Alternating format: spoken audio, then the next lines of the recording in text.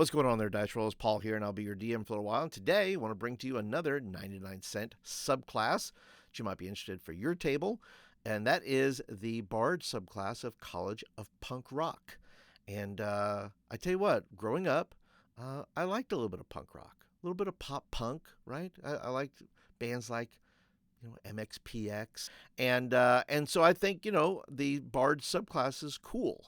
I think having a character. I think once again, if you're into authenticity in the sense of medieval everything, that is not me.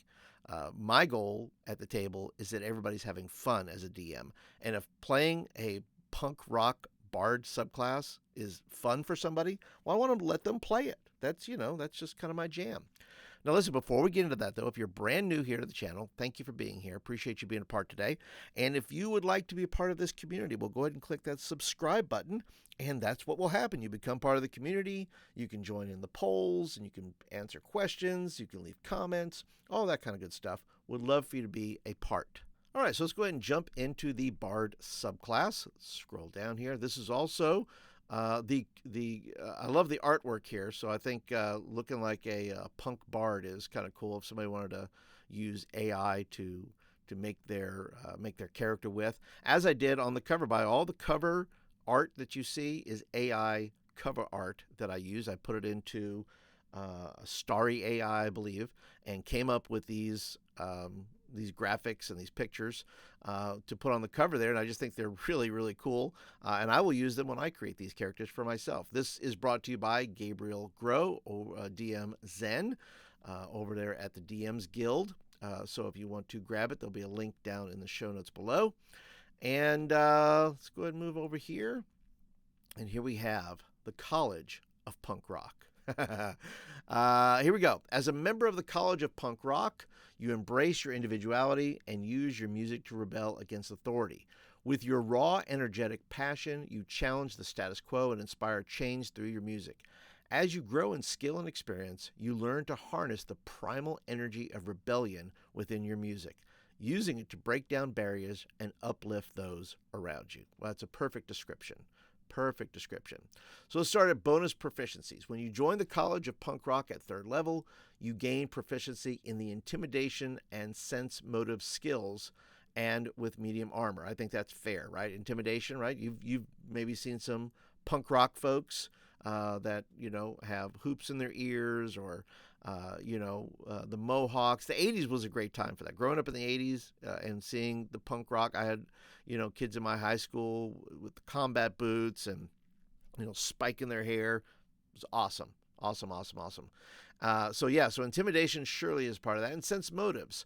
I think kids like myself, who was not a punk rocker per se, but who was on the outsides, we are very good at sizing things up, sizing up risk.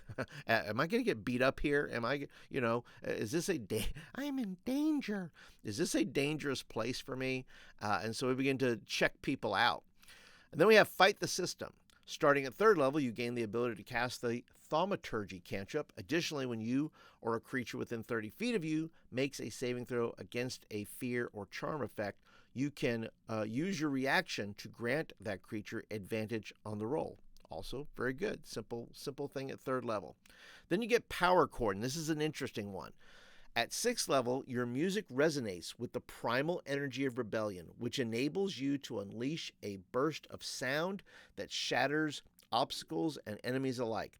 Whenever you deal damage with a spell or weapon attack, you can choose to add your charisma modifier to the damage roll. Additionally, you can use your action to create a sonic blast that deals thunder damage to creatures and objects within 15 foot. The damage equals your Bard level plus your charisma modifier, and affected creatures must make a Constitution saving throw or be deafened until the end of your next turn. Once you use this feature, you can't use it again until you finish a short or long rest. Now, what makes this interesting is I think you could use this. I see this being used, especially amongst the undead, that this power chord could shatter skeletons. I mean, just break them apart. Once you get higher levels and you start using your power chord, I think you could start to break apart the undead. Zombies could fall apart. Skeletons could fall apart. I think you could probably use it to create maybe like a minor earthquake. I think it just scales up. I would do like a list of things that you can use once per short rest. You can only choose one of them. Maybe that's, amplify, which is, to be able to amplify the sound to like I said, create a minor earthquake, or to bring the rocks from the ceiling down, onto monsters, or to block a passage. I also say, why isn't dance involved here? I call it dance of destruction, where you make your enemies dance and like like have a mosh pit.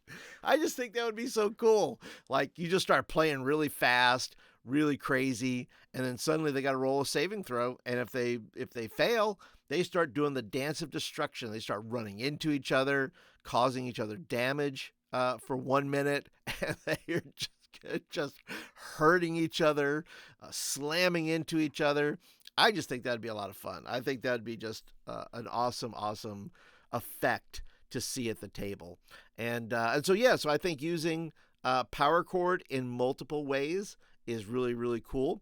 And then we go down to crowd surfing. At 14th level, your music has the power to uplift and carry others, both metaphorically and literally. Whenever you cast a spell that targets one or more allies, you can choose to have the spell affect one additional ally within 30 feet of you for each spell level above first. Additionally, you can use your action to become weightless and hover above the ground, allowing you to move at your flying speed and pass over obstacles and creatures as if they were difficult terrain. This effect lasts for a number of rounds equal to your charisma modifier and ends if you are hit by an attack or if you end your turn in midair. When you use your action to lift a willing creature no more than one size category larger than yourself within 30 feet of you.